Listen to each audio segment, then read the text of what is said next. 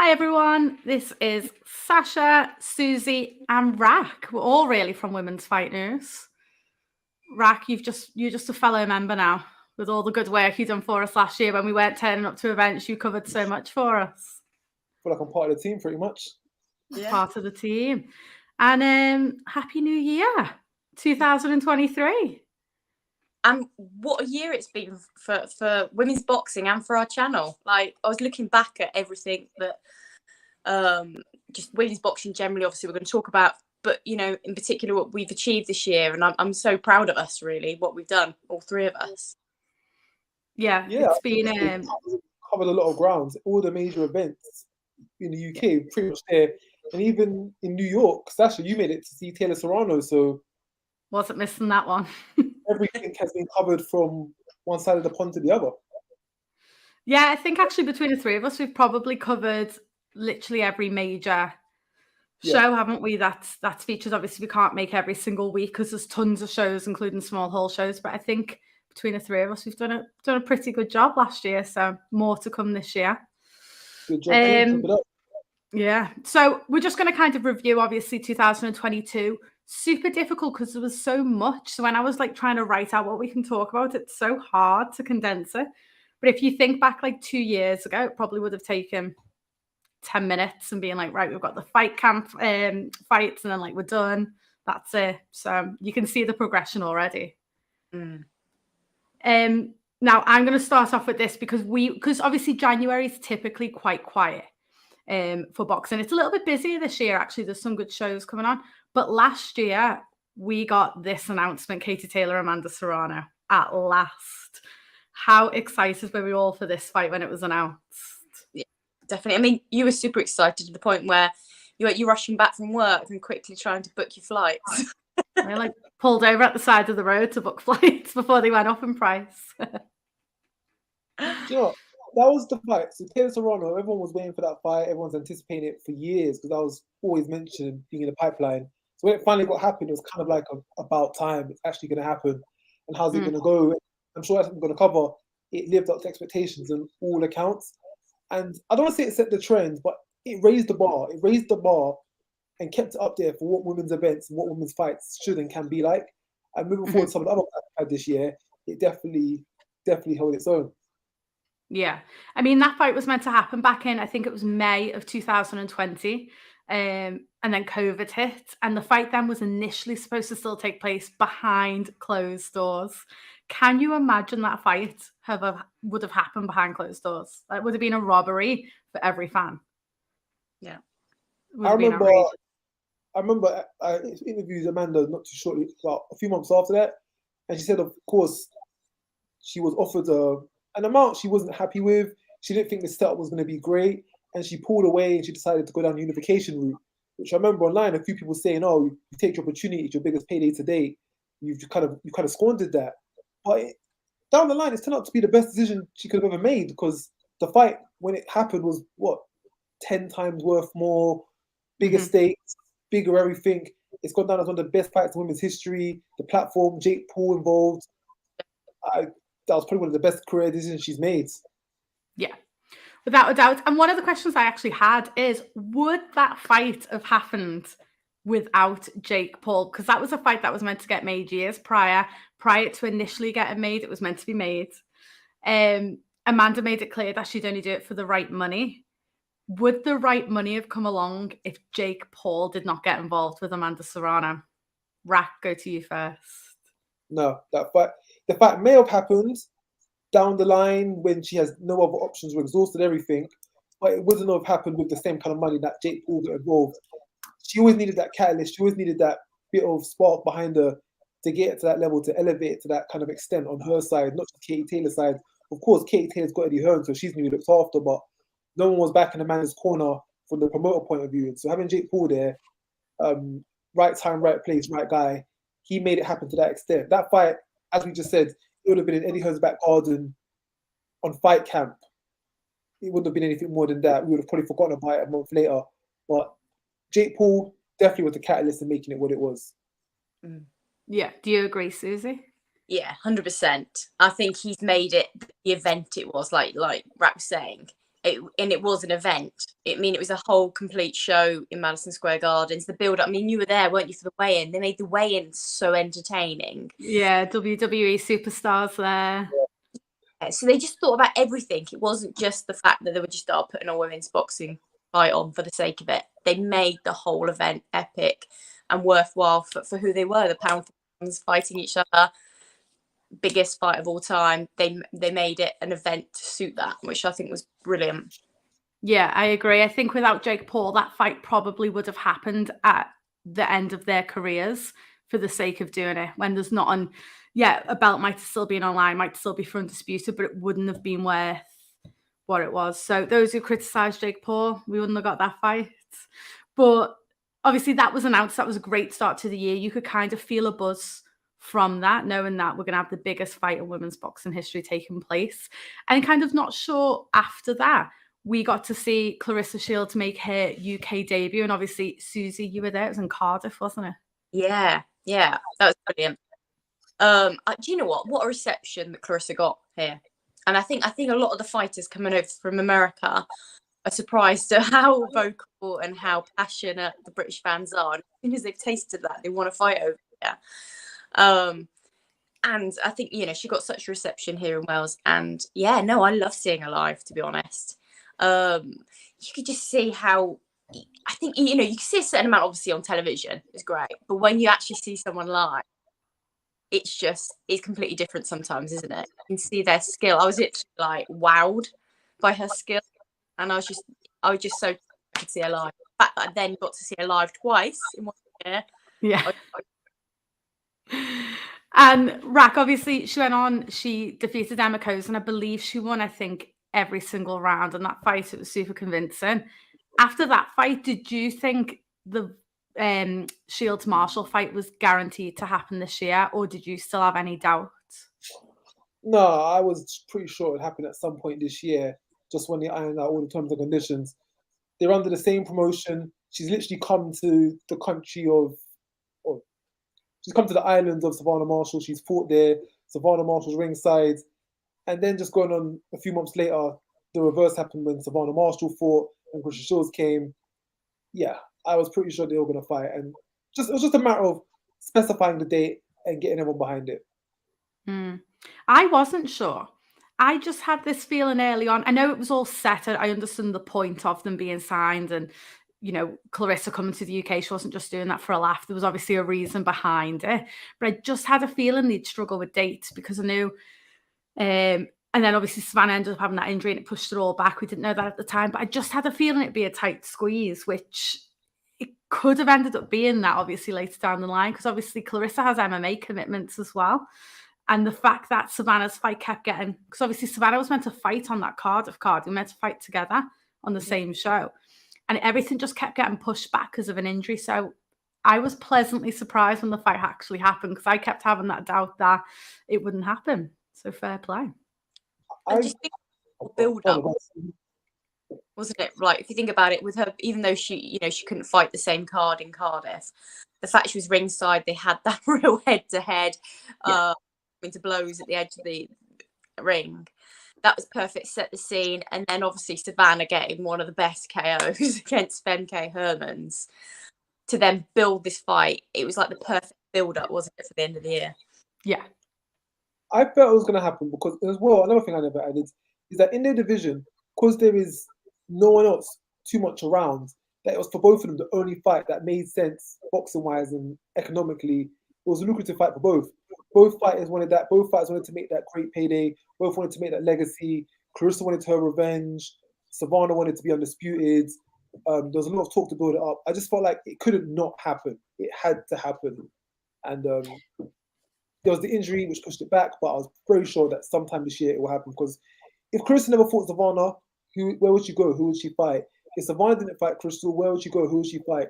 Claressa had all the belts, and Savannah was the only person she hadn't beaten. So there's nothing to really do other than that. It's not like how we got Terri, Harper, and Jonas right about now, where they both have options of who else they can fight. In that case, it's literally each other or nobody.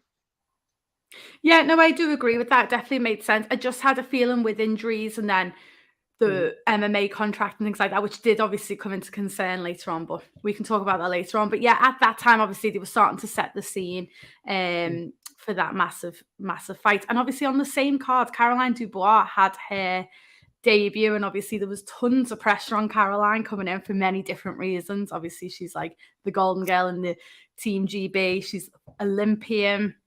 What did we make of her debut? It's a solid debut, wasn't it? A solid debut. Oh, She was under, being on the same card as Claressa Shields, massive fight, massive audience. She was thrown sort of in the deep end, and she performed, and she just got better, hasn't she? She's got better and better. I expect this to be a year for her. I see her getting a world title shot this year, and I'm walking away with the world title. Not sure when it's going to be, but I'm looking forward to it. Ooh. I don't know. It depends what weight. It depends if Kate, because she's lightweight, isn't she? I just feel like anyone in lightweight has to wait for Katie to just retire now. Well, I say world title, maybe an IBO, maybe a Steph Mosley. That might be a good matchup. She'd probably win that already. Yeah, I think I'd probably give it to Caroline Dubois. Yeah, that's respect to Mosley, because Mosley is excellent fighter, as we know, and gold medalist. So that's just saying how good we think Caroline is. Yeah, 100%. Rack, is Caroline's obviously first year as a pro, is that went how you expected it to be? I think she's 5-0 now, 4 knockouts. The only one that went the distance was that debut fight. Is that how you'd expect of her first year to go? I expected her, of course, win the fights and win them convincingly. But out of all the Olympic prospects, as she didn't medal, she didn't medal. I think a lot of people didn't expect her to go that far or be as standout as she is. Not that we knew she was good, but we never knew how good she was. Of course, you got Karriss and Lauren, who I remember when they had their debuts, they got real golden girl treatment. They got real Olympic medalists. These are the future debuts. Whereas Caroline, she got a debut, but it wasn't as star speculated around. But out of all of them, she stood out the most as the most promising in the near future to come.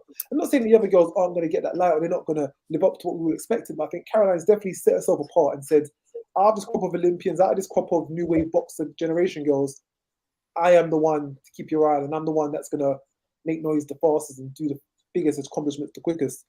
So I'm not surprised that she's done very good, but I'm probably surprised that she's done as good as quickly as we've seen. Yeah, I completely agree with that. I'm one surprised how active she's been. If you look at Lauren and Karriss, for example, compared, they've only had 2 fights each.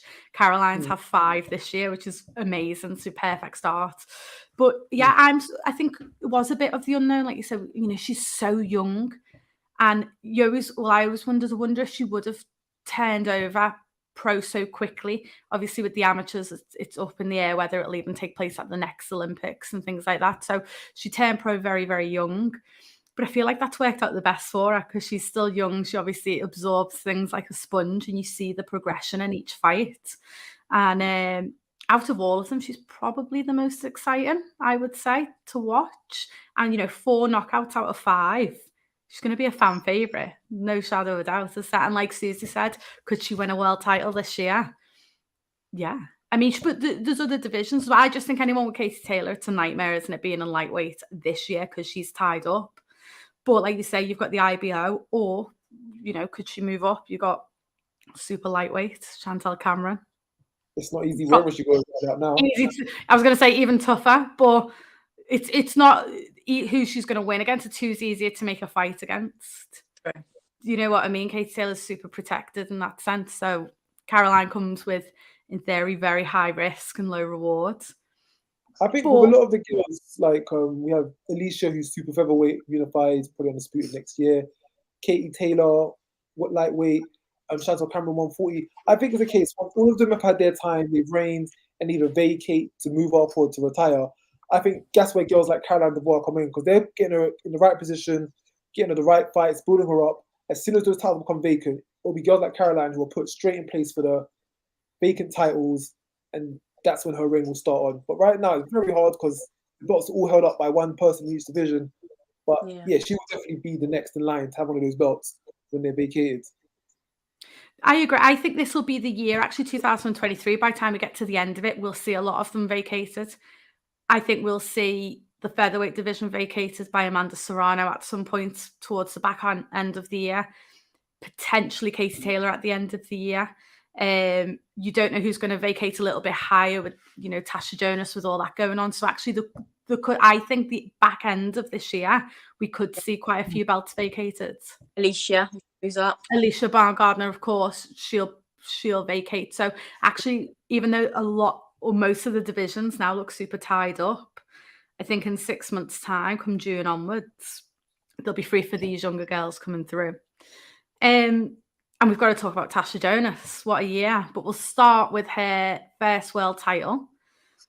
She beat Chris Namus in the second round, I believe, if I remember correctly, off the top of my head. Very impressive. Yeah, it's like she found her weight division. Like, you know, she'd struggled and she lost to Katie. Obviously, she had a fight prior, but then she lost to Katie. She drew against Terri Harper, and then she just completely exploded and won in, what was it, 3 minutes then in total, if it was just under 2 rounds. Like, unreal. Yeah, what was impressive was the fact that everyone was doubting that she would suit that weight. She'd be weight drained, wouldn't have the power, and then she is getting that knockout. I mean, I know that Namus was sort of last minute, wasn't she? It was like a couple of weeks out or whatever, but yeah. Experienced fighter, knock her out in that style, it was very impressive. So, of course, the winner of Namus, she was able to win the vacant belt. Admittedly, when she first won that title over Namus, I wasn't too impressed. Namus came in on short notice. She lost the last 2 out of 3. Okay, she won the belt. Fair enough. The fights with Patricia Belger and Eva Declaire, that's which really won me over, because these two are full world champions who've held the title, defended it. They've been around the scene for a while. And Jonas stepped up to the mark and she handled both of them very, very convincingly. Those are the 2 fights for me that won me over with Tasha Jonas. The Namus fight, yeah, it's a nice spectacle fight. Picked opponent, but those 2 girls, Belger and Declaire, that show that Jonas is definitely in the top flight at 154, arguably the number 1 and number 2 in the division. Yeah. Declaire was impressive because I felt like that was the best Declaire I've ever seen, actually. Yeah, I agree with that. Yeah. I mean, Tasha went on to win 3 world titles in 9 months. So obviously credit to her team, boxer, Ben Shalom, because that's super impressive. Not bad going. The thing I genuinely can't remember, when she moved up, was there a shock? Because obviously she announced that she's going from, in theory, she went from super featherweight to lightweight, and then she's moving up. Was there that rift that we saw with Terri Harper, or was it a little bit more accepted? Because I actually can't remember. And neither can you two. I think they're both, but probably Tasha was a bit more, a little bit more, because she sort of paved the way, didn't she? Once we knew that almost like Tasha Jonas could handle that weight, it was almost like, well, Terri should be able to handle it as well. I just remember the Terri build-up being all about the weight, and I don't remember that with Tasha's, which I found really... I remember it a lot with Tasha as well. Yeah, because she... I do remember making up quite a thing about Tasha moving up. She got carried before at super featherweight. Could that obviously be more exposable at a higher weight? There was quite a bit of talk around it, but I feel with Terri Harper, there was less eyes watching, and because it had already been done by Jonas, people were already aware, okay, this can work. We've seen it done before. But there definitely was for Jonas, I remember now. Yeah. Because obviously it's a big jump. So obviously she's beat Chris Namus, and then we'll go on to where she's unified. She unified in September. At that point, there was talks about Rankin and Harper. So if you look or try and remember back to when Tasha Jonas unified, did you presume, because I certainly did, that Tasha would eventually face the winner of Rankin Harper prior to that fight? Yeah. Yeah, we'd made it, hadn't we, Susie? We'd rang Eddie Hearn. I was like, put it in Liverpool. It's down the road. We'd made that fight. The hotel, yeah. Rack, what was you thinking when that? Because obviously the stars were aligning, weren't they? At that point, you would think for that big rematch. I actually did for your magazine. I did an article on that of Terri Harper, Tasha Jonas, and Hannah Rankin, and how it was meant to get Jonas ranking, but it's looking like we might be getting Harper ranking. Mhm. So yeah, I actually thought they were, at some point one was going to fight one, then the other was going to fight the other one. But of course, it seems like we've hit a block with Jonas, Harper too. But yeah, I thought at some point it would make sense if they all fight each other, or the winner of the first fight fights the second fighter, and they all unify the division. But it looks like we might not be getting that. No, so then obviously we go on to then Terri Harper won, but we'll talk about that later. Obviously, Tasha Jonas has went on to win a third world title in November, I think. She beat, obviously, Marie Decare, which we just said how impressive that was. And I think for me, that was Tasha's best performance as well, in the sense of how good Marie come out. She's actually fighting a girl who was in that weight, because obviously her two past opponents weren't also natural super welterweight. For me, that was the most impressive. Where does Tasha go from here then? Because she's obviously got 3 of the 4 belts, but won't fight Terri. So will she vacate these belts now and go elsewhere? I think the options, well, there's a few options. She's mentioned the Claressa Shields fight. Doesn't happen this year, though. Of course, Terri Harper fight is always going to be there. If not, can always go down to McCaskill at 147 and go for undisputed there. There's options that are there. Oh, I know that Terri Harper's been talking about it. Cecilia Brackhouse, that's another name that's back in contention. And I'm pretty sure Skye could lure her over, because Brackhouse is always going to be a legacy name. So there's options floating around. I'm not sure which one they're swinging towards, but she's definitely got options right now. Definitely some cards on the table. I've got to disagree. I don't think she gets the Claressa fight, because Clarissa's come out saying she's only going to do 1 fight this year because of MMA commitments. Jessica McCaskill looks like she's tied up now, doesn't it? It looks like she's got a mandatory. I don't see her taking Chantelle Cameron. I don't know. I don't even know if she'd have Cecilia, but I don't know. I just don't know where she goes, really. I don't see any of the Katie Taylor fight won't happen. Like, all the big names that she's mentioned, I feel like everyone's kind of getting snapped up elsewhere now. So I feel like she could be left with. And even Mary Spencer, that could have been built to be a big fight. But unfortunately, with Mary losing to Femke, that's not even sort of an exciting, well, at the moment, not an exciting fight either. Yeah. So, don't know where she goes from here, but we will see. But she won 3 world titles. Yeah. 3 more than all of us. Not a bad year. Another one, I was super surprised by this. So, Rack, I remember I was with you and Alexandra Palace. We were watching, it was the night Ellie Scottney won her first title.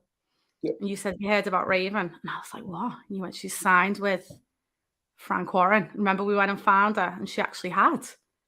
I couldn't believe it at first. I got the tip off from a very reliable source. And you didn't believe it. I was like, what? Are you sure? No way. But yeah, it was confirmed. BT, Francon, Queensbury.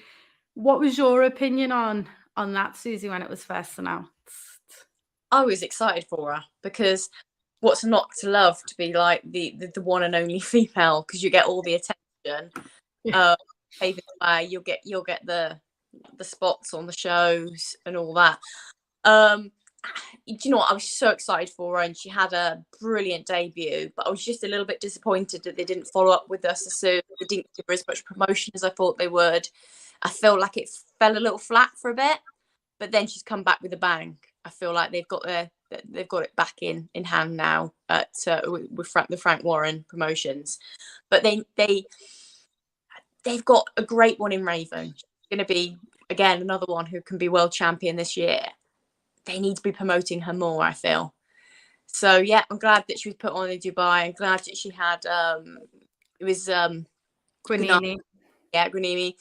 But I feel like they need to really push her this year and promote her as a star she is for their promotion. I think within the first calendar year of her turning pro, I think she had an exceptional first year. 365 days in the year. Within her first calendar year, she had 4 fights. The first one on the Steffi Ball card. The second one was at Fight Camp. You guys were there. The third one was Frank Warren show, where she knocked out the girl in like a minute. Yeah. I was there. The fourth one was Joyce Manchester. Parker, Joyce. fighting for a WC International. And then the fifth one was out in the and then the fifth one was after. So actually 5 fights. But in the first year of pro, had 4 fights. And every fight, she's stepping up. She's being promoted. She's getting put out there. And the best piece of promotion that Queensbury done for her was getting her land out with Amanda Serrano when they fought in the same card. This is a fight down the line. Kind of getting familiar with each other. Because now, when you think about this tomorrow, who's going to be next in line? It's Raven Chapman. And BT, they put in the right direction for that one. Can I just clarify? I think Raven's fantastic, and she's performed every fight. She's performed exceptionally. I'm not faulting her at all. I think she's amazing, but I feel like the promotion could have done better. That was all. Yeah, I mean, I was surprised, but I understood. Like, I got to chat to her and ask her why and things like that. Obviously, the reasons that she signed makes complete sense, especially when you've got Karriss in the same division with Boxer, and then you've got Skye Nicolson with DAZN. Obviously, this is a great opportunity for Raven, like you say, to like fly her own flag. And yeah, she's going to be I think she'll be world champion the back end of this year, without a shadow of a doubt. And yeah, it was a great year. I loved her fight against Georgelina Guanini. And it was such a tough fight, but she just comes through it.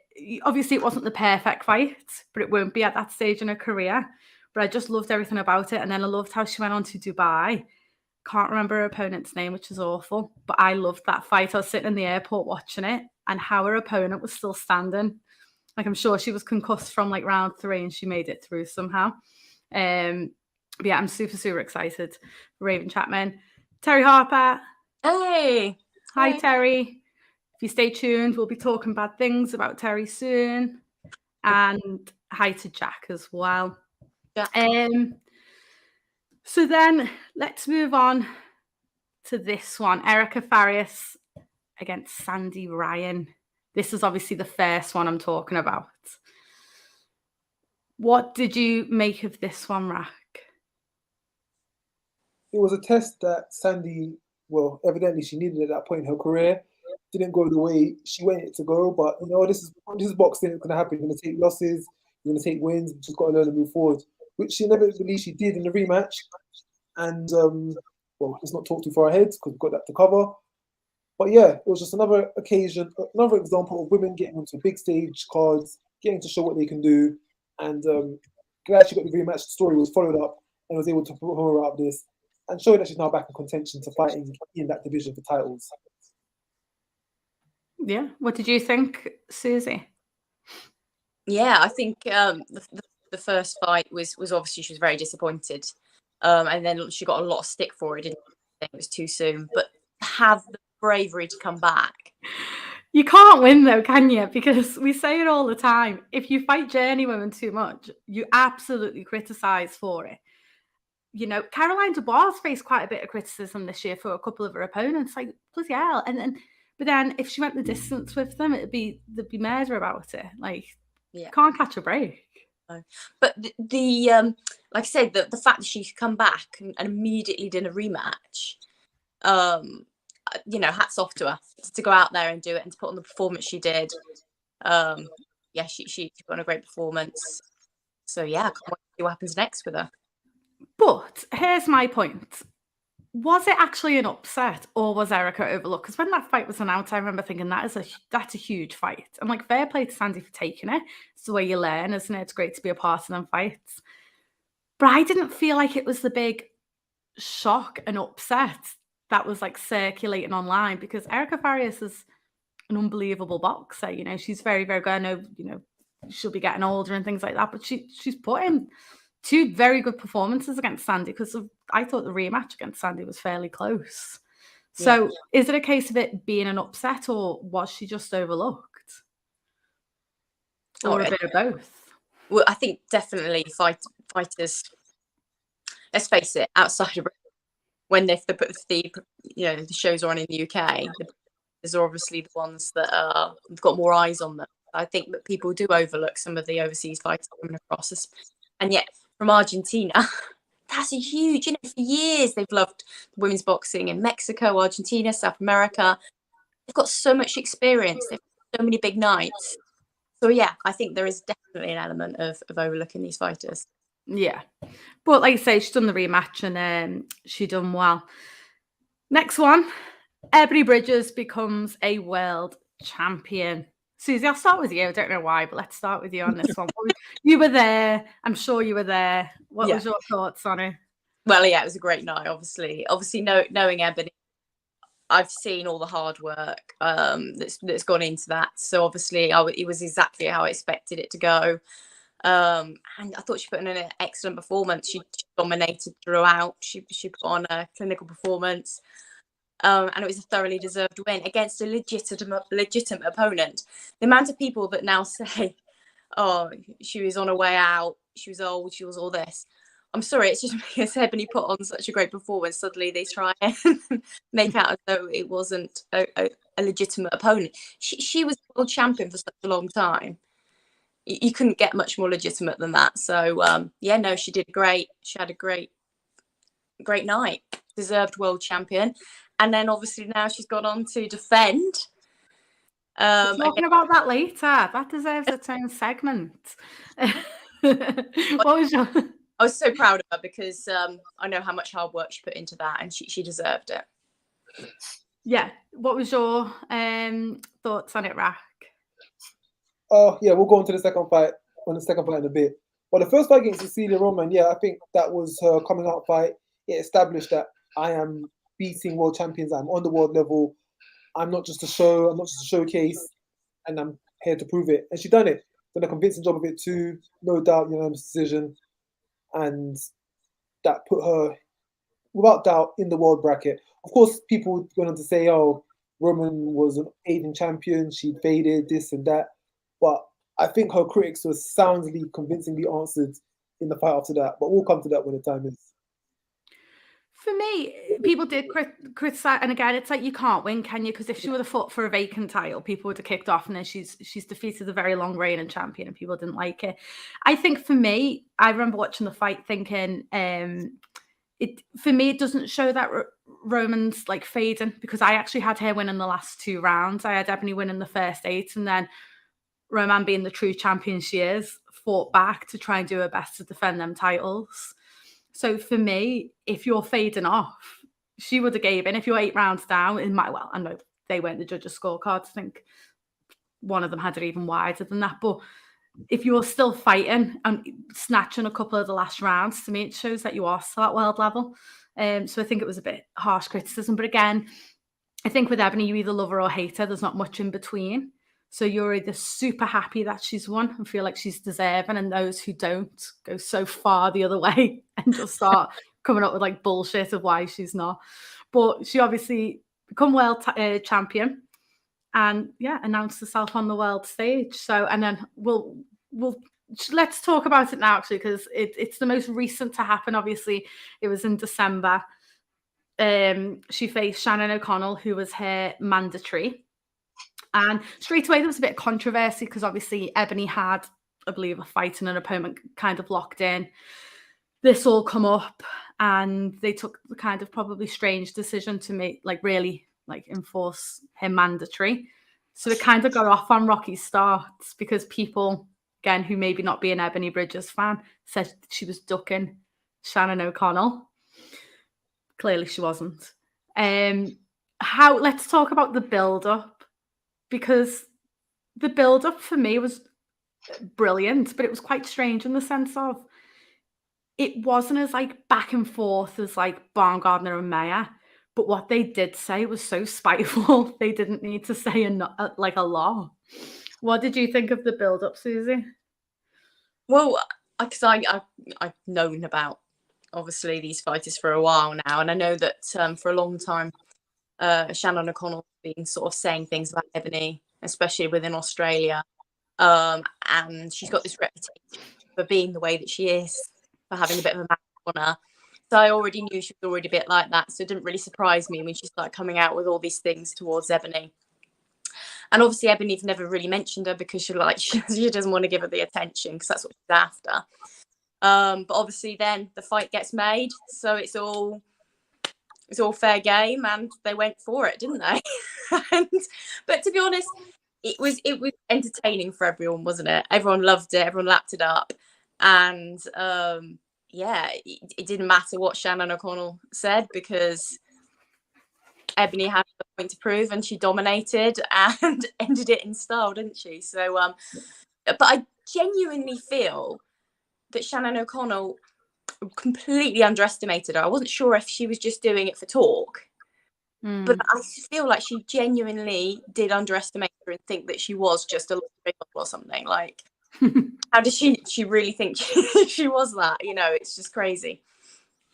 Yeah, I love the fight. It definitely lived up to the hype for me. What did you think, Rack? So yeah, continuing on from her first fight with Roman, the Roman fight put her on the scene, and I feel the fight with Shotgun or Shannon O'Connell certified her as one of the top girls in the division. That is a more than credible win. I've followed Shannon O'Connell's career for the last 2 years, and I've seen she's been WBA #1, IBF #1. She's got wins over Shanika Johnson, Taylor Roberts. And the Commonwealth as well, yeah. Over Taylor Robertson. So she's had some very credible wins. She's been working away in the background. And for Ebanie Bridges to beat her in the fashion that she done, it just shows her that you've got a high-level competitor here, former world title challenger in many different countries and many different divisions, and you handled her so well. So Ebanie, without a shadow of a doubt, she's got all the weighing outfits, the OnlyFans, all of the online stuff. But, she's serious and she's legit. And fair enough, you might want to say for the Roman fight, she was maybe a bit washed, but for O'Connell, you cannot say anything that she doesn't deserve to be where she is, despite it being fast-tracked. So originally, I know that Ebanie Bridges was planning to fight Avril Maffey, another Australian fighter who was 8-0 at the time. I think it worked out the best that the mandatory got enforced, because O'Connell is a far better fighter on paper than Maffey was. And I think that's the kind of fight that will elevate her profile and just show how serious of a competitor she is in the bantamweight division. So, yeah, the mandatory ended up being a better win than voluntary. And I think it was a better fight for everyone to witness and a better build-up. And we'll do heaps of bounds for her moving forward, that fight. Yeah, I do agree. I'm glad the mandatory happened. I always say with mandatories, if we're going to have them, they should be enforced to some degree. I understand it's a business and stuff. So I was quite glad it happened. And, Shannon O'Connell can now say she's had her opportunity. She can't say she hasn't now. She has had that opportunity. And I thought the fight was so much better than I thought. I kept saying leading up to it, I thought it'd be quite flat. I just didn't think it'd gel for some reason. But I was wrong, because it was awesome. And they just punched shit out of each other. And then poor Shannon O'Connell looked like a different human being by the end of it, God love her. So it was definitely a good fight. I'm glad it happened in the end. Also, I feel like a lot of the other girls in the division, they've got big names, they've got big wins to hold upon. And I feel that having O'Connell on your record is a brilliant win. It's a brilliant win to have.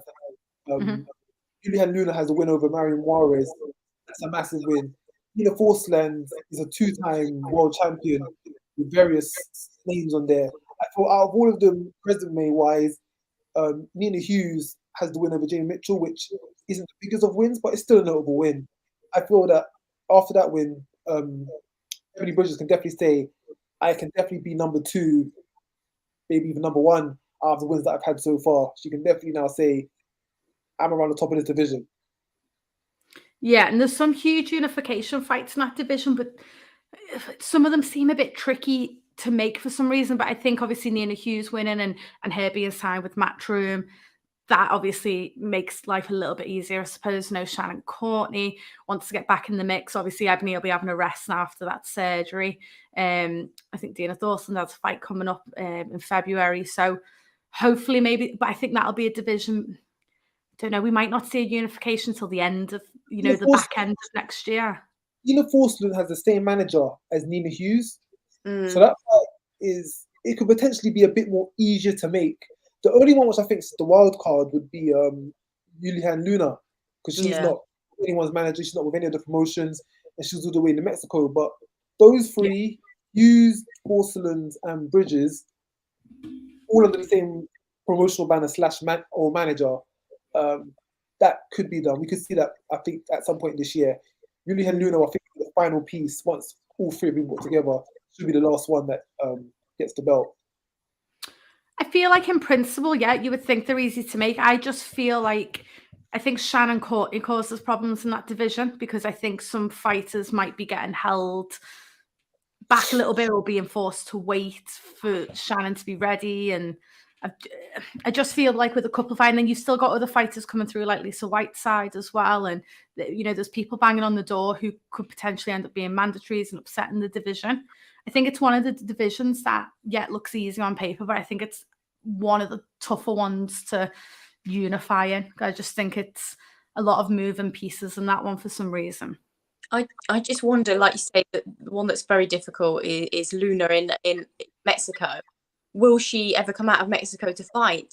I don't know. Could she be tempted across? Pay a lot of money. Anyone will come for money. So, but it's just, you know, who knows? Because like you say, that's a very difficult one to manage. I'm not sure. It's exciting if she does. That's why I generally think if all three of the titles together and Matchroom say offer a large sum for her to come over, then I think she'll come over. But up until then, I don't think nothing's going to swear out of Mexico. Since she beat Mariana Juarez, that was in 2020. Since then, she's not versed anyone too great or championship level. She doesn't seem to be chasing for hard fights or to create legacy. She does seem pretty comfortable in Mexico, fighting whoever comes by. So I think it's going to take something to really lure her out in Mexico and give up that belt, because the last few opponents haven't been levels, to be quite frank, haven't been up to standards. It's like another Choi all over again in a different division. I have to get it in. Every time we do a live, I've got to get Choi in somehow. Right. It's a Thorsland, because I know her management, so it's Elite, isn't it? And all her team have been trying so hard to get that fight. And they've offered it so many times and she's refused every time. Apparently. I don't know this obviously for certain, but this is what their team say. Yeah, I can see that happening though, to be fair. But yeah, I think Dina Thorsland's fighting in February, I believe, isn't she now? Yeah. He's fighting soon. She's got a fight lined up. Yeah. Right, we're going to go back to April time, because I feel like this was quite a big performance. Obviously, Savannah Marshall beat Femke Hermans in that huge knockout. And I've probably said this a couple of times, but I thought Savannah struggled the first 2 rounds. I don't know why. It was like she got, I don't know, maybe not nervous. I don't know. I just thought she struggled. And it was like, you knew this was the last piece to the jigsaw for something life-changing after. And then she knocked her out, I think, in the 3rd round or 4th round. So it was fine at the end of the day. Was that knockout, did that help Savannah's stock go up even more, that knockout? Mm-hmm. Yeah, and I just want to say, I don't know how on your women knockout of the year poll that didn't win the knockout of the year, because as far as I'm concerned, Savannah Marshall sent Femke into obliteration with that KO. That's such a standout KO, and the manner and fashion that she did it in, with Claressa Shields ringside, yeah, it was the final piece of the puzzle to make it all fit and blended together. Femke was literally on her back with her arms folded in the respiratory position after that KO. And you don't see many knockouts like that. Not even in the men's, you see knockouts that epic. You said in the first 2 rounds she didn't look too great. I feel that Savannah's style, as it only takes 1 punch to get you out of there, she doesn't have to look perfect. Kind of like what they say about Deontay Wilder. He ain't got to be perfect for the whole fight. You just need to be perfect for a second. So she knows when she lands that punch, it's going to make up for everything that went wrong in the fight previously. And I feel with Femke, it was just a matter of time. I'm gonna stalk her down and I'm gonna get her. And when I get her, it's gonna be lights out, game over. And that made everything allude to what it did when her and Claressa Shields fought. It did build up the fight. But is that not the issue against Claressa Shields? So in a perfect world, I think she would have been better going the distance and ironing some things out, because I do understand what you're saying. Like, yeah, she's got 1 punch and she can change everything. She lost the first 2 rounds, in my opinion, but it doesn't matter because you've knocked your opponent out and won. But then she comes on the night against Claressa and you're not getting that knockout because Clarissa's too slick. Would she have I know you can't help a knockout. She's not going to lay off a little bit. But for me, I would have been quite worried based on them first 2 rounds. And Savannah admitted herself that Femke made her look silly at times. That would have been quite concerning to me. And everyone says, oh, Stock Rose, she got this big knockout. For me, I was more convinced Claressa would win after watching that. Whereas prior, I was 50-50. But would that's me. Savannah ever beat Claressa Shields on points? That's the thing. Does she have the ability to ever get her out there on points? Go the distance with Claressa Shields?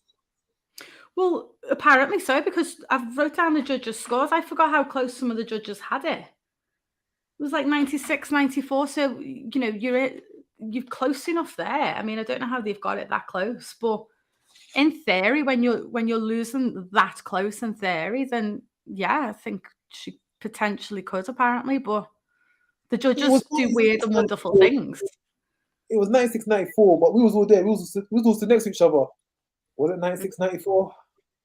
No, but that's what I'm saying. Like, for me, I think Savannah probably got 2 rounds, but somehow it's popped up 96, 94. So I don't know. Like, do you always need to be good enough to win? Because I think sometimes the judges can see whatever they want to see. So I don't know. For me, I think a lot of people thought the stock went up and the knockout was so impressive.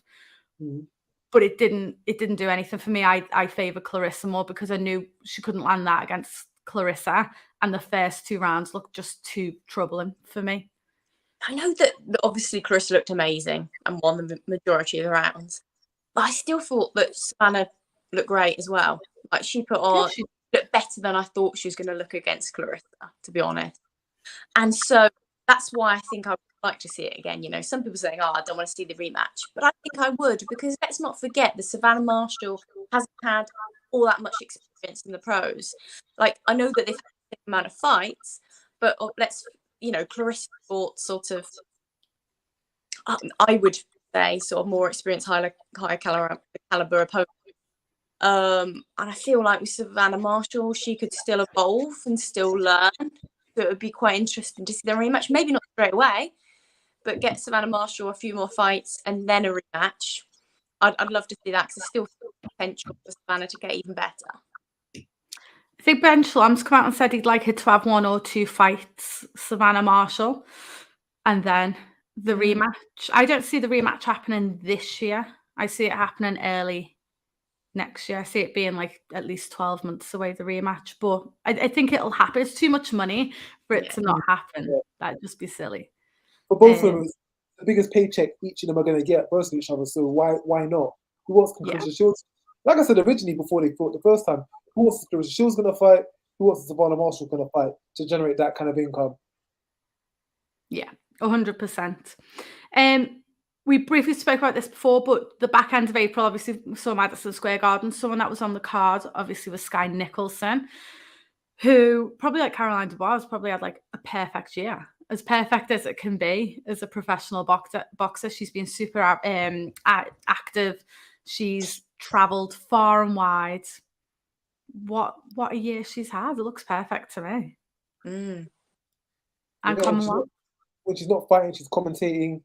She's fought in the United Kingdom. She's fought in America. She's fought in Australia. Yeah, she's done it all, hasn't she? She's done it all. Question is, I do wonder myself, is how far can she go? How far can it go? Do you see her winning a world title this year? I can see it happening. I think I can see Skye Nicolson going all the way. I mean, I love so many at that weight, though. That's the thing. I want to see them all fight each other. I don't want to see who I think wins ultimately, because I think they're all amazing. I think Raven Chapman's brilliant. She's exciting. Those body shots, how aggressive she is. But Skye's a completely different fighter, isn't she? On the back foot. What would happen there? I want to see that down the line. I want to see it. But I think all of these fighters have the potential to go top. And obviously, you've got Karriss coming through as well. So yeah, no, I can powerful as well. See her winning a world title this year, definitely. But it depends on where, because obviously, like we say, it's all held up with Amanda Serrano becoming undisputed. If she vacates, then maybe. Do you see her winning rack? I think at this point in featherweight, of all the fighters that of all the female fighters that are there on the come up, I think Raven's definitely the standout one. If Skye's going to win a world title, I feel like she needs to go through Raven. And I don't think she'll be able to get through Raven. I don't think she's shown that she can get through Raven yet. Of course, she's got a lot of backing behind her. She's got a lot of time to develop. A lot of opportunities will come. But I don't think she'll win a world title before Raven Chapman does. I don't see there being a rush for Skye, because it's quite a stacked division. I feel like there's enough time, and once you're at the top, there's no going back, really. It's a long fall, isn't it? And not saying she's not good enough, of course she is, but when you have got Raven Chapman in the mix, you've got Karriss, Artingstall, you've got a list of people. I don't know. I know it's her aim. I know she put on social. You okay, Susie? She put on social media that obviously that's her aim. Sorry. Have you finished interrupting me? Yeah.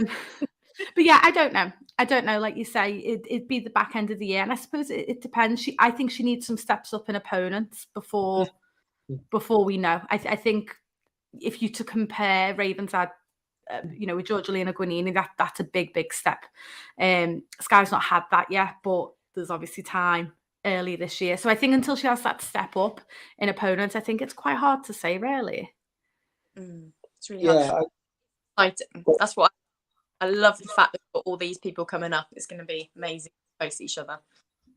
Just a quick shout out as well to D-Style Boxing. He's like yourself, Rack, done some articles for us this year. More to come, hopefully. Yeah, I think we'll see. I think as soon as she has that step up an opponent, give us a better idea. There was another undisputed fight on that card. This was madness, this fight, in the sense of everything from the first time it was announced and cancelled to the second time it was cancelled to it finally happening to the fight. Everything about it was just so up and down. It's like, Bright loved this fight, and it was not co-main, it was the one before, and it was a bigger, it was near enough full at that point, Madison Square Garden, and the atmosphere was unreal for this fight because they just stood in the center of the ring and just punched lumps out of each other, and it was so entertaining. I don't know how Cederroos kept going, to be honest, because you obviously, I know she looked a mess, didn't she? I know. But she looked in shock, didn't she? Ever since that I thought she was going into shock, and that was it. Yeah. And it just carried on, didn't it? I was like, I loved it. I really, really enjoyed this fight, and it was a fight that, right from the get-go, was quite underappreciated, and even on that card is great. I think sometimes it's a blessing and a curse, isn't it? One, you're in Madison Square Garden on a history-making event, but no one's giving you your own hype. And obviously with the Katie and Amanda fight being as great as it was, no one really spoke about it after. So I don't know how beneficial, has Francon's stock rose after that fight? Because in theory it should have. But I think so, because before the fight was going to be on like a Tuesday in some random show. Remember? Yeah, the back New York concert. Yeah, the concert was nuts, wasn't it? Yeah, the first concert. Yeah, I get having it in Madison Square. Yeah, of course that's better than a concert, but I mean, she's won, and what's happened since? I feel like she deserves so much more and so much better than she's getting. I don't think anything's happened big enough for her after that fight. Of course, before that, well, just going all the way back, Claressa Shields and not Savannah, Francon Crews fought in the debut. They were both standout amateurs. They were both top amateurs for middleweight division. They both was at the Olympic trials. Of course, they went on. Claressa Shields won the debut. But since then, Francon she unified the superweight division.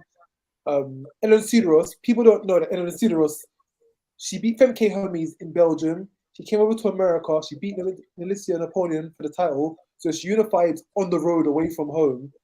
That was actually a very big win that I don't think Francon gets the credit for. Elin Cederroos was actually a very top competitive level fighter.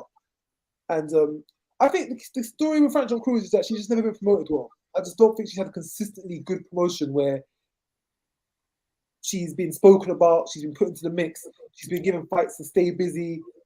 She's always spoken about. She kind of dips in and dips out. And I know she's quite vocal on social media, she gives her opinion out, but you need more than that. You need a promotional company behind you, you need a broadcaster, you need more activity. Since 2020, she's fought 3 times. She's fought once a year.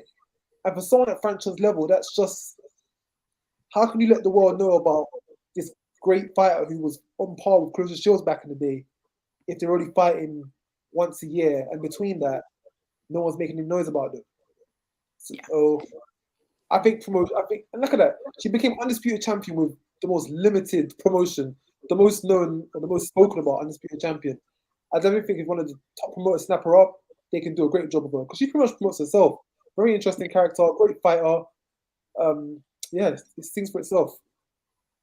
Yeah, I think it's such a shame. I do. I think that was a fantastic platform for it to be on, and then like the momentum just stopped as soon as she walked out that ring. Like you say, no one snapped her up. Nothing's happened. The buzz just went, and that is such a wasted opportunity. Like you've just said, rack for promotion companies because, like you say, she does promote herself. She is an amazing character. She's a great talker. Like get her on, doing some punditry and stuff like that. She'd make you a ton of money. So I think it's a shame, but hopefully she gets in the ball rolling a bit next year. So I've heard that it might be, is it Hannah Gabriel's fight might be lined up? So that'd be too. Yeah, that's it as well.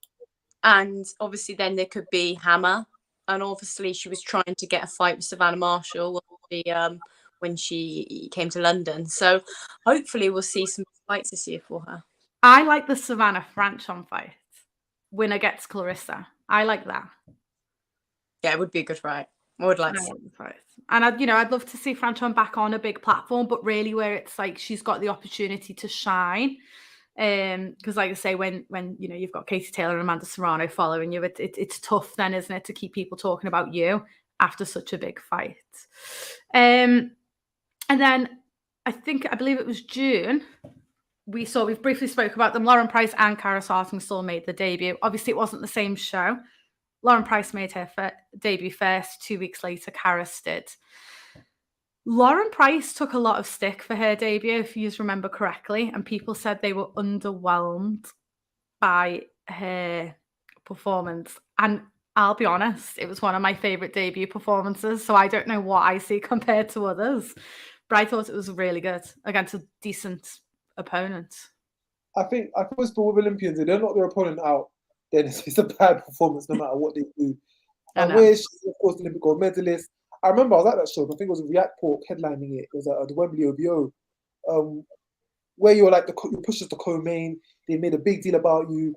If it's not a KO, then the public are going to say it was a disappointment. And I feel that's a very hard position sometimes for boxers to be in. She's not put any steps wrong. She's not done anything wrong. Her second fight, she won by KO. She won the first fight convincingly.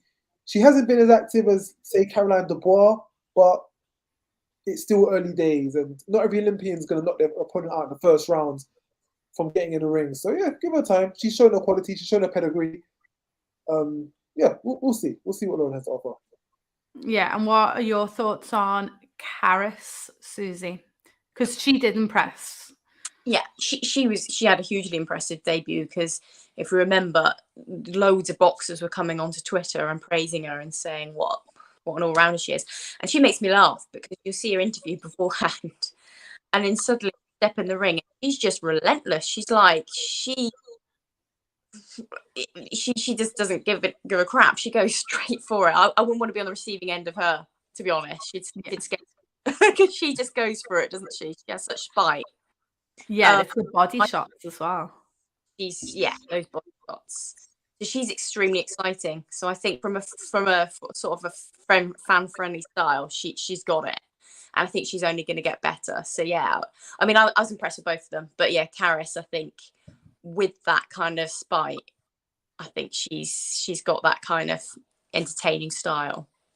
Yeah, it's a shame they haven't been active enough, but I think by the time they made their debut, which I think was in June, then they were meant to fight in September. Obviously, that was pushed back, so I'm presuming they just didn't quite squeeze in enough time for a December fight, potentially. So hopefully they get, 4 or 5 fights this year.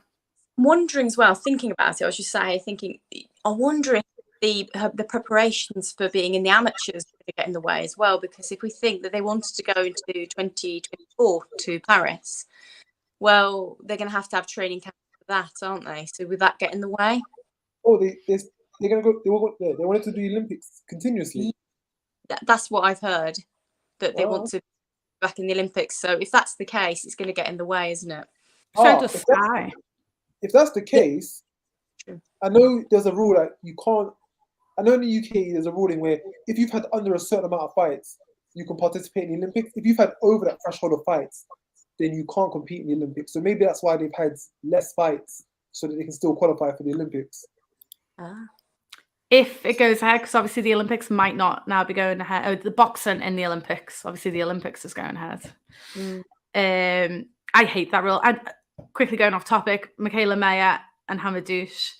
And Mayer, obviously people are calling out for that rematch. And Mayer says, for as long as you're interested in the amateurs, I've just got no interest in fighting you because it just makes no sense. And you've got to agree. I agree with that. I think if your focus is on the amateurs, just stick in the amateurs. I don't like how you can have it both ways. I know the ruling's different in different countries. Of course, Hamadouche is a former champion, 20 so plus of fights. But I understand why fights go back to the amateurs, because someone like Hamadouche, who's never really had much publicity or promotion in her career, she's at a point now where, okay, I've lost my world title. How do I get back in the mix? How do I get people talking about my name? But when she tried to qualify for the last one, she was a world champion. She was allowed to hold that belt and hold the entire division up while she faffed around in the Olympics. That's ridiculous. That's ridiculous. I don't know why France let her do it, but I can understand why. Because winning the Olympic medal brings massive eyes and attention and promotion towards you, which truly, a lot of fighters don't get. But then I do believe once you've had 30 professional fights and a world champion, you can't then at that point decide, do you know what, I'm going to go back. Ramla Ali, she was doing it. She only had about 4 fights at the time. So yeah, fair enough. You're going to go off and do something and then come back, no problem. But not after a world champion and you've had 10 or so years in the profession. Yeah, I just don't like it. But so yeah, maybe that's why them two haven't been as active. So again, it's hard to say. People go, they'll win a world title next year. It's too hard to say after 2 fights. You just but I've liked what I've seen of them so far, as you would. You've got a lot of pressure on them, but they handle it well. So it's exciting. Boxer done well, signed some big names. In July, it was announced that Seinesa Estrada signed to Top Rank. She had, God love her, an awful time. Obviously, she was with Golden Boy Promotions. It wasn't going well. Obviously, you hear 2 sides of the story, don't you? So there's no point even going into it. But she was finally able to get out of the contract, and she signed to Top Rank. How excited were we for this? Yeah, really excited. Because I'm always glad to see Seinesa back in the ring. Probably one of my favorite female fighters. But then at the same time, I was a bit political-wise because Esther Yokovel is also under Golden Boy and she also holds the minimum weight title. So does this mean now we're stepping a step away from the undisputed? Now that it's going to be cross-promotional, does that make it harder? That's the question that raised for me anyway. But ultimately, I'm glad she's back in the ring. I'm glad she's back out fighting, and hopefully there's not too much bad blood with Golden Boy to make a fight.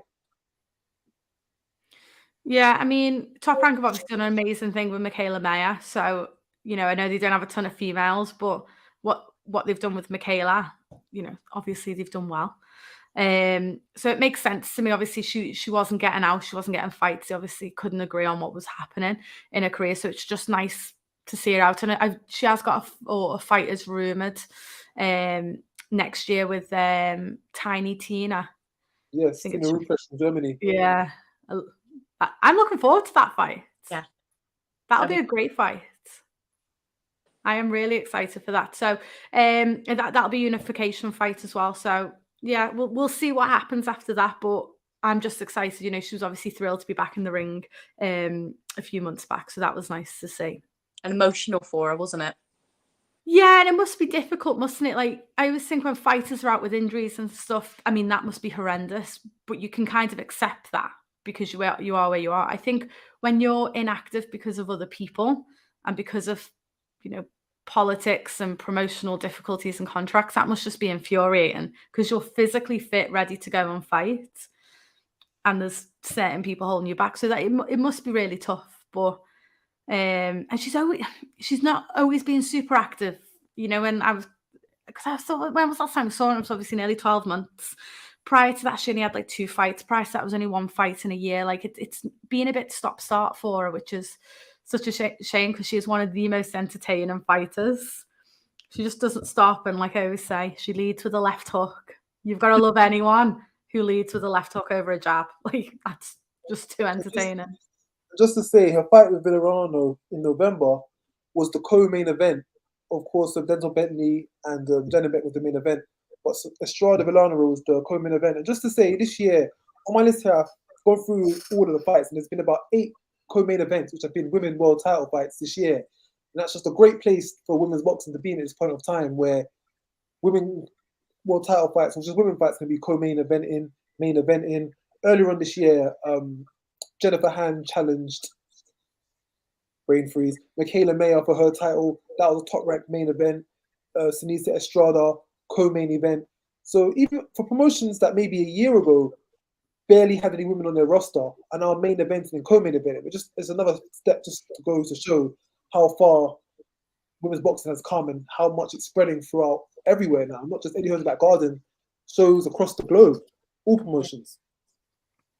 Yeah, it is incredible to see, obviously, with, like you say, I mean, even Top Rank, they might not have a huge roster of females, but like I say, what they've done with Mikaela Mayer has been great. And obviously they've got Seinesa now, and it's Frank Warren with Raven. And then obviously you've got Boxer, who've come into the mix and snapped up a load of the amateurs and a ton of prospects, and Tasha Jonas. So, and Tasha Jonas has headlined as well. And obviously we had Shields Marshall.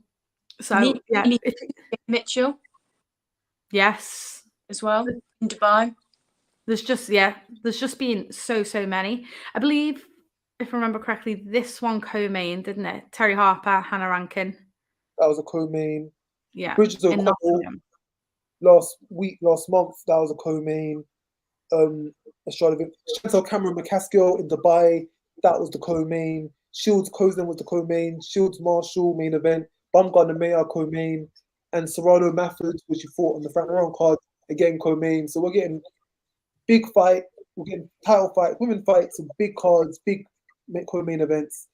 Yeah, it's all in the right direction. Not just small shows, pay-per-view shows, televised shows, broadcast across the world. Yeah, it is absolutely amazing. So in September, I think it was, Terri Harper defeated Hannah Rankin. Obviously, this was Terri's first time at super welterweight. Hannah Rankin is a 2-time world champion. So, and there was quite a few questions, obviously, we spoke about before about the weight jump and things like that. Rak, what did you think of this performance? And just before we jump on, just another one. Hannah Rankin also headlined against Ayala in the SSC Hydro earlier on this year. So just another example of another female fighter headlining the card.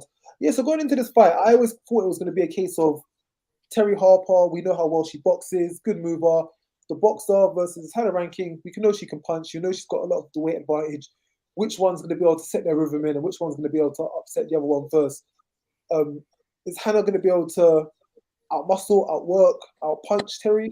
Or is Terri going to be able to outmove, outslick, and outmaneuver Hannah? And of course, it was the latter that was able to get the result done.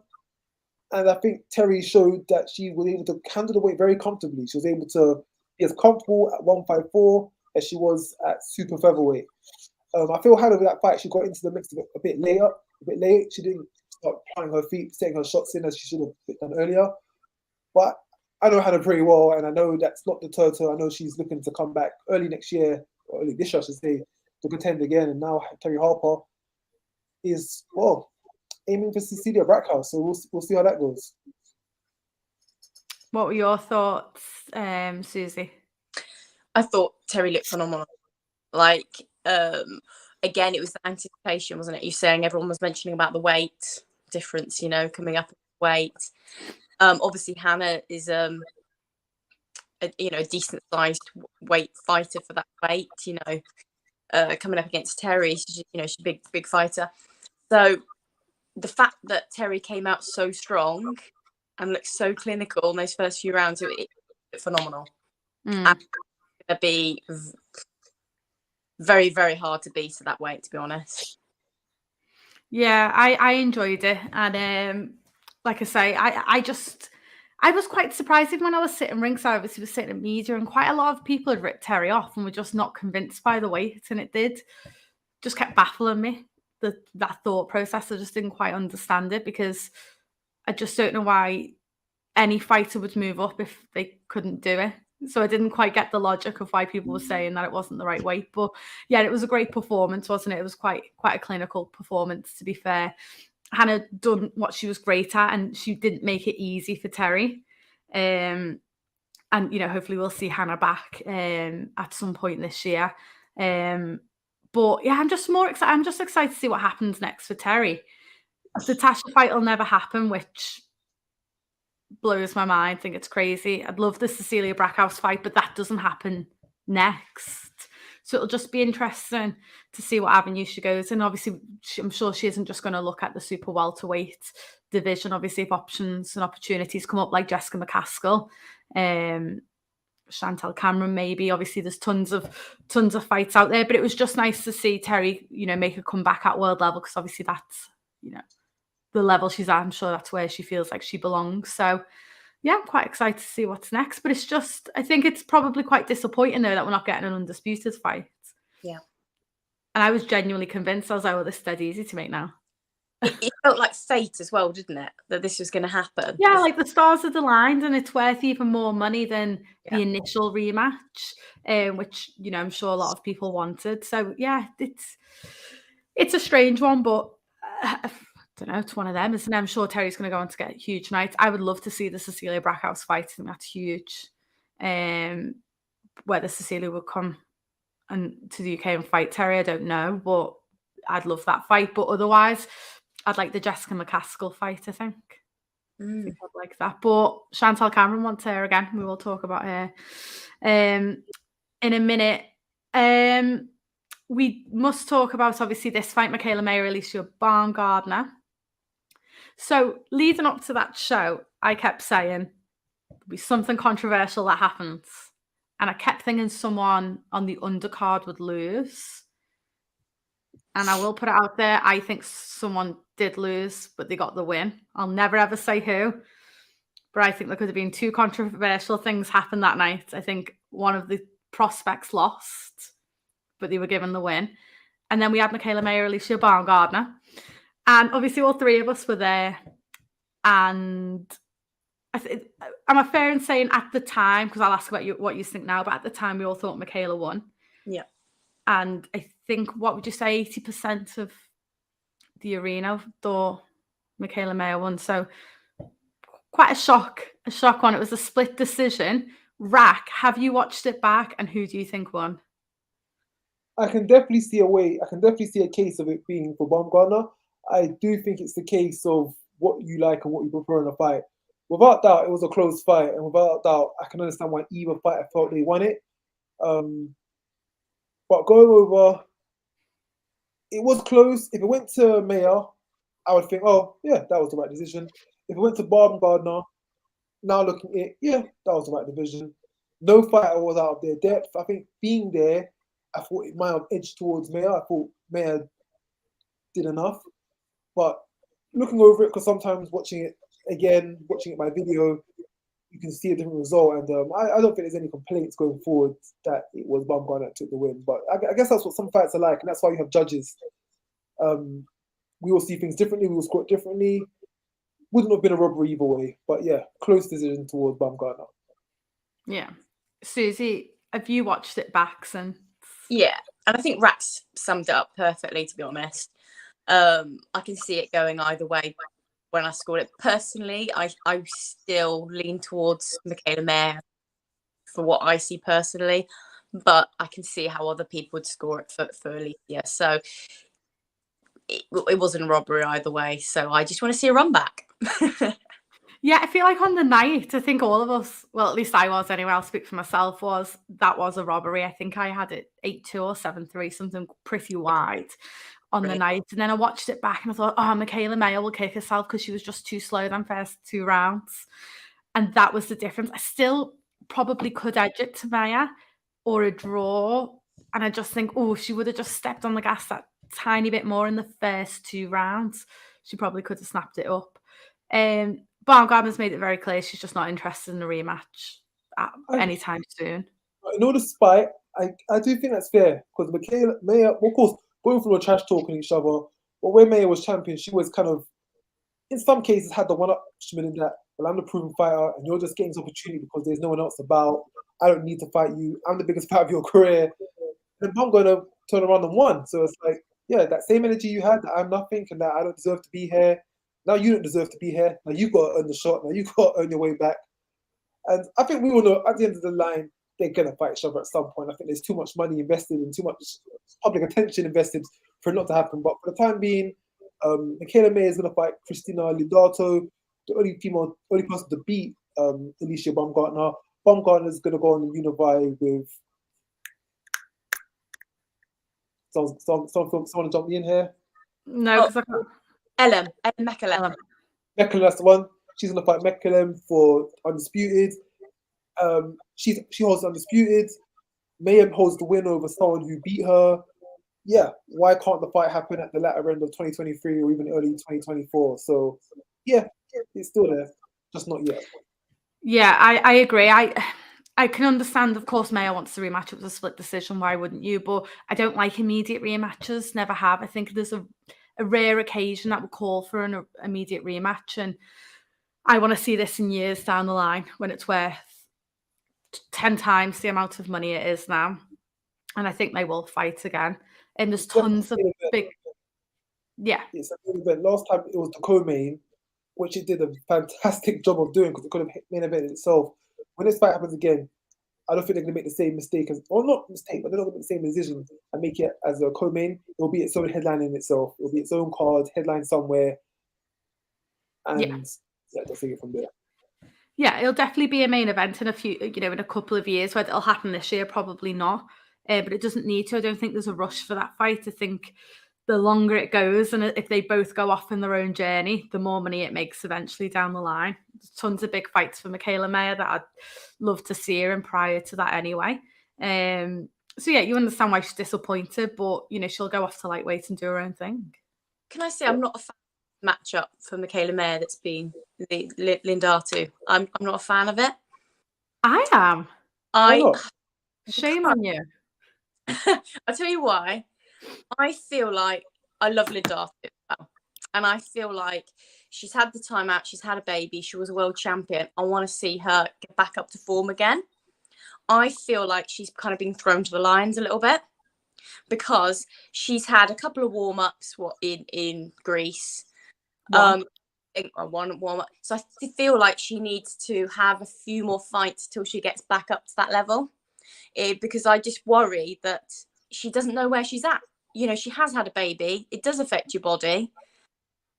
It'd be nice for her to just test the waters a little bit first before she goes in with Mikaela May, who's in the top pound for pound.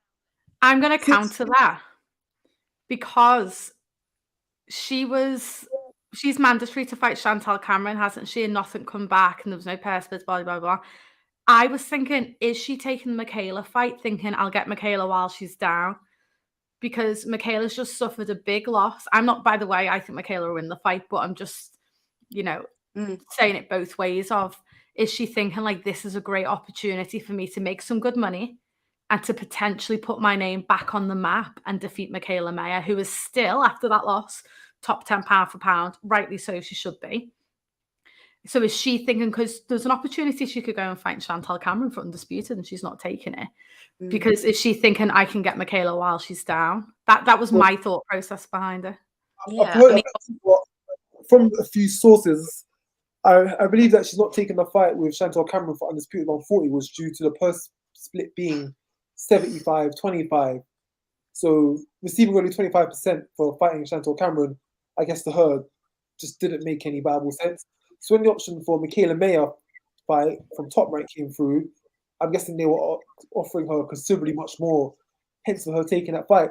So either way, she was going to take a hard fight. It was either going to be Chantelle Cameron or it was going to be now Mikaela May. So I don't think she was looking for an easy touch-up. I think she seemed in herself ready to get back into the mix, ready to go straight back up to that level. I don't think she really wants any time to just be having fights in Greece, fighting next to anybody. I think this is what she feels like she's ready for. Because Cameron or Maya isn't really an easy fight. So she's ready, it seems. That's right up there. I think it's a dangerous game because it's like the whole Terri Harper going in against Baumgardner. She felt she was ready and it was just a bit too much after her injury. But do you have to take the opportunities when they come? Because for certain fighters, them opportunities are so far. Yeah, again, you're right. I actually like the fight. And I like the fight for Mikaela I think she will win the fight, definitely. but I think it's a good fight. You know, Christina's a former, I think she's a two-time world champion, and very, very credible. Yes, she's had a break, but you know, she's a mum now. That mum strength, that's hard to come by. You should know better than anyone, Susie.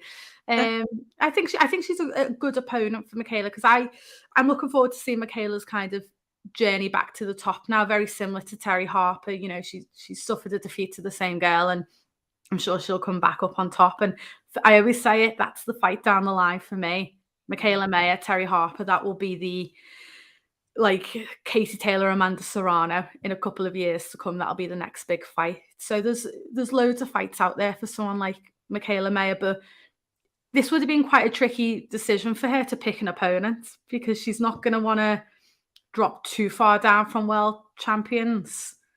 But I know she didn't want to go higher than lightweight. She didn't want to jump up too drastically in one fight. So it's, if you're not getting the Katie fight, who you going for at lightweight? And I thought that was quite a decent option, to be fair.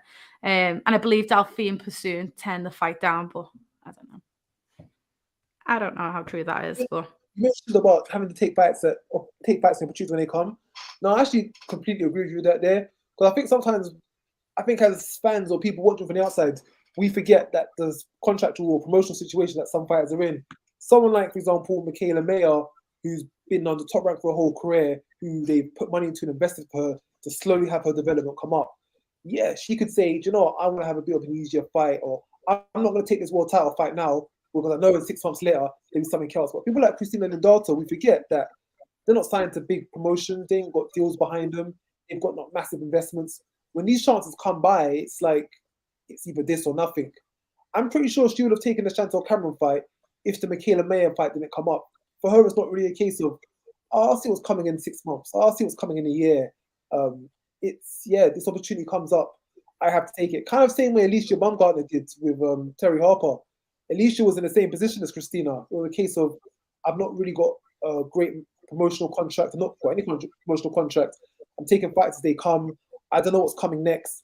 I just got to be ready. And when that chance comes, I'm going to take it, upset the odds, and just look at her now. Look at her now, it paid off, and now she's top 5 pound for pound, you could argue. So, taking up opportunities when they come by, because you never know when it might change your life.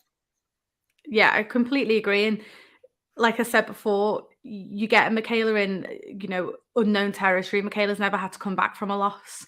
So there's the unknown there. So whether that gives Christina even more confidence, and like you say, you just got to take any opportunity that comes by. 2 more big things that I've got down that happened. Of course, Nina Hughes become world champion. We put this on our awards as like upset of the year. I want to clarify, I certainly did not think was an upset. I don't know. I think me and Susie both were pretty convinced Nina Hughes would win, to the point we even upset the champion. But we were right. So I have no regrets, because I was right. I'm so happy for Nina. I think she's a fantastic fighter. She's a great person. It was the best £10 I've ever spent to watch a fight. Sat on my iPad watching it because I couldn't get it on the TV. And I loved it. And she showed she was a true champion. I think Nina took a couple of big shots in the fight. She gave a lot back.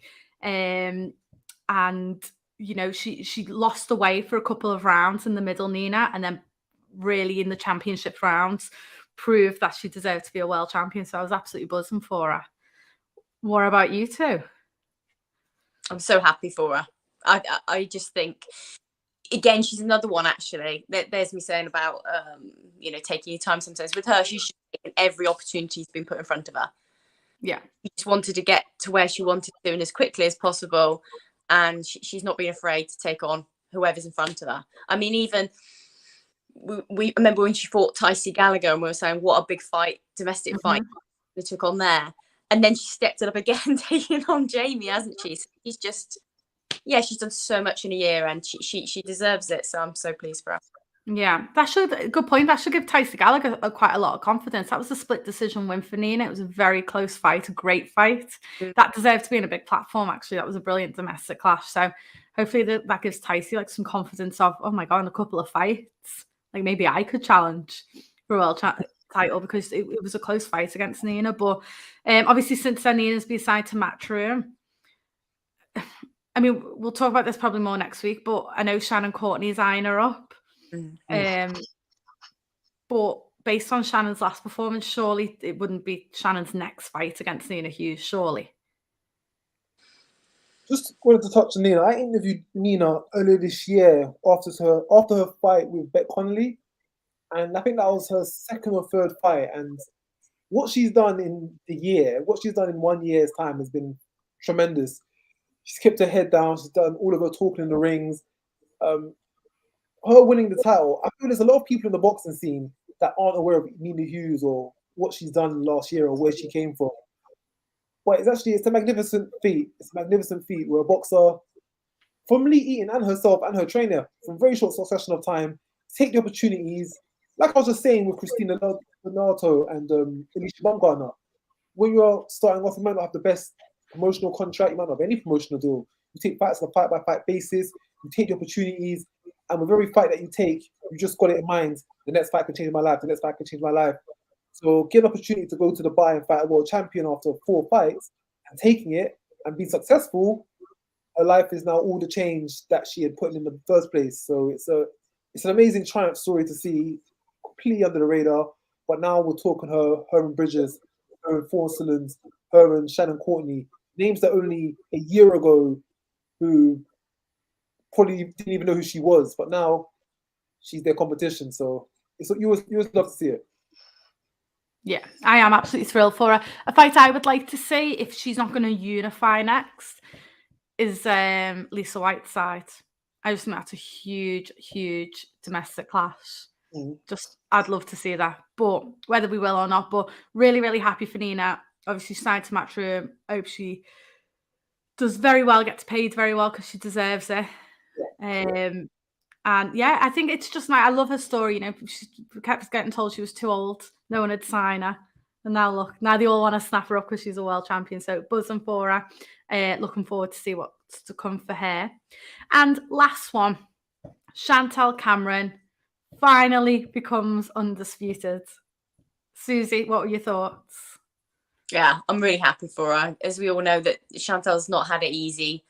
Again, she's just someone who's just kept at it, worked hard, and she's got what she deserves, really, because she's always been trying to put herself in line for these big fights. She finally got her opportunity, and she took it. And yeah, I love the fight. Deserved win, and I thought she looked great doing it. I thought it was an exciting fight, and yeah, great platform to be on as well. In the Middle East, so great, and I can't wait to see what's next, because she's got quite a few opportunities now, and she calls the shots a bit more. Yeah, definitely. Rack, what did you think of the fight? Yeah, it was a fight. It was a coming out fight over Jessica McCaskill, and I've stressed this so much. Jessica McCaskill is probably one of the most underrated female fighters on the world scene. 2-weight world champion, unified, undisputed, 2 wins over Brackhouse, great resume. And I think Chantelle Cameron deserves the props. Deserves the props for winning the fight, deserves the props for beating one of the most established names in female boxing at this present point in time. And now, there's the options can come up. Could she get the Katie Taylor fight? Could she go down and fight someone like Mikaela because it's another notable name? Could she take on one of the other notable names on the scene? There's so many options, and she just gets thrown into the mix with that kind of fight and that kind of win. And it'll be interesting to see where she goes next, because I feel at this point of time, the Katie Taylor fight might not come. Maya seems to be tied up. 147, of course, McCaskill holds 147 as well. And I don't know if McCaskill wants to take a rematch straight after. So it's interesting, because like we say, things are always popping up in boxing. Surprises are always happening. Opponents are always just seeming to come out of nowhere. So now that she's at the top chain of things, let's see what comes up for her. Yeah, I know she wants Jessica again, but at welterweight, I don't see Jessica taking that there. Not right now. I don't feel she's going to take it. Of course, she's got I think it's the WBO mandatory that's popped up. Yeah. But yeah, will she want to take that fight immediately? I don't think she's going to rush to it. I don't think she's going to be like, I need that Chantelle Cameron fight. She's going to look at her options, see what's out there. and take it from there. But for the meantime, yeah, Chantelle's going to be looking for something at least. Yeah, it'll be interesting if Chantelle ever gets the Katie fight. I don't know. I'm probably not going to hold my breath on that. But again, you've got obviously the Jessica rematch. You've got Mikaela Mayer, Terri Harper, Tasha Jonas. There's like massive fights out there. But yeah, hopefully, because I feel like Chantelle's quite similar to Francon, where I just don't feel like she gets the recognition that she deserves. I know she's signed with Matchroom, and don't get me wrong, he's done well, and she did headline because obviously the main event had to pull out and things like that. But I don't know. I still feel like she's undisputed, and it just was like, I don't know, plateaued quite quickly. I don't know. I don't know if I'm expecting like a big parade or something, but sometimes I just feel like, you know, to become undisputed champion is such a massive deal. I know she's done it over in Dubai. It was a massive card though, so that would have done her wonders. But when she come back, I don't know. I just hope Matchroom really push her this year for some big fights. On that, I know it's going to segue a bit, but on that, about fighters getting recognition and praise and for whatnot. Of course, the promotion can push you as much as they can, but at the same time as well, I also feel, what is the fighters doing to promote themselves and get themselves out there? I don't always like to throw her as an example, but Ebanie Bridges, if she ever wins undisputed, she's going to be absolutely everywhere. I wouldn't be surprised if she popped up on my local TV newspaper, in my local newspaper in my area, because she puts herself and her accomplishments everywhere. She lets Matchroom promote her. She then promotes herself. She goes to shows. She's posting on social media. She's interacting. She's crossing the road to other ventures. And I hate you always using words as scapegoat. Not every fighter is going to be doing this kind of thing. But I do feel as well, if a fighter has reached his accomplishments, then you need to promote it. You need to tell everyone. Francon, I feel if Francon was with DAZN, we definitely would never hear the end of it. We would see her everywhere. We'd see her posting herself everywhere. We see her going to all of the events, all of the fights, show herself off. And I feel maybe Chantelle Cameron hasn't reached out or hasn't maybe gotten over to so many people because she's just been a bit quiet about it. I think she was just promote and scream her accomplishments to the ceiling. People will probably, be able to pick up on it a bit more. Yeah, I do get your point. I think it's just a mixture of things, though, because the fighters have to take accountability for themselves. In theory, they are a business, so they've got to sell that. I get that. But then at the same time, they're also their own personality. You know, some people are reserved. They don't want to plaster their life on social media. Katie Taylor doesn't, but she's marketed very well. So I think it's definitely a bit of a balance where how much money is being invested into you. And then, you are a business as a fighter, so you do need to push a little bit. And I think some fighters have a good balance. Like, we'll use Mikaela Mayer as an example. When she comes to the UK, she's on, like, Soccer AM. She's probably doesn't even know what it is, but she's got herself on and, like, you know what I mean? She was on all these shows, and it's amazing. And got a name out there. But not everyone is that outgoing. If I was a world champion, you'd never see me. I'm not going on Soccer AM. Like, you wouldn't even know I existed. So I feel like it's a bit of... I understand what you're saying. I definitely think it's, like, probably more 50-50. I think we're all quite quick to blame promotional companies. But, you know, it's time and money as well, promoting yourself that not everyone has. I think it's just tough sometimes, isn't it? But, you know, she's now undisputed. So, and, you know, I've seen her. She's been at our local football team. Yeah. I actually don't know what team it is. If it's not Liverpool, I don't know. But, you know, she has been out and about with her belts and stuff like that. But then, which is great for your local area. But obviously, I think there's only so much you can do because someone like Matchroom DAZN have a team to do what they do best. It's a bit of both. But yeah, overall, I feel like it was a good year for boxing. Not too bad. Yeah. I feel like, this coming year will be even bigger. So we're coming back next week to do kind of what we're maybe predicting for 2023. I feel like there's already some big fights kind of lined up, and maybe me and Susie are great at that. We plan out fighters' whole life perfectly. You're booking hotels in sort of Dublin, haven't you? In every weekend in April.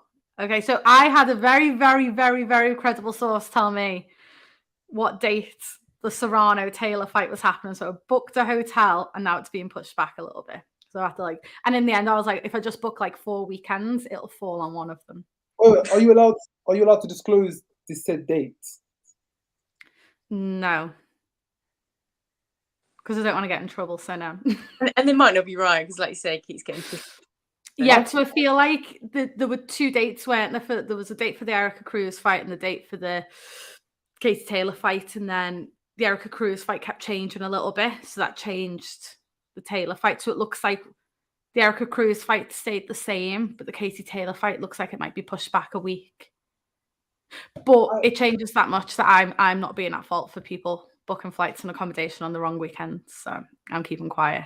Are you both going to go to Ireland or just one of you? I'm going. I don't care what Susie's doing. I'm going. There's a very good chance I may be there as well. We're not going, Susie. We'll leave her. I don't know. Are you going, Susie? I'd absolutely love to, but obviously it just depends on what's going on in my commitments at home, and obviously I've got a lot of commitments, so I have to work around that. Not as committed as us, is she, Rack? We'll be there. She doesn't want it. She's not about the life. Rack, if you go, who are you supporting, Katie Taylor or Amanda Serrano? Quick. It's the easy one, Serrano. Oh, God. We're going to sway then. We're going to sway. Susie, you got 5 seconds. Who would you support in that rematch? Do you know what? I've been thinking about this. I have a feeling it's going to be Serrano's year. This time next year, we'll be celebrating what an absolute legend she is for becoming undisputed and beating Katie Taylor. I just have a feeling. She is going to end her career as a 2-weight undisputed champion, I think. That's what I think. You know what? I'm just excited because I want to see that rematch. It was so epic the first time. I think it's going to be just as good the second time. So whoever wins, I'm happy. Yeah, definitely. And Happy New Year also to Last Bell Boxing. Check them out on YouTube as well. They've got a great show. I believe every Thursday. Right, well, we're going to be back Monday, late at night again because of Susie. Sorry. I would pick 1 p.m. if it was up to me, but we do 9. Well, I'd probably be like 11 p.m. or something. But yeah, been a pleasure. Great year for boxing. Great year for us 3 in our channel. So more to come this year. I'm looking forward to it. Yes, definitely. Right. See you all next week. Until next week.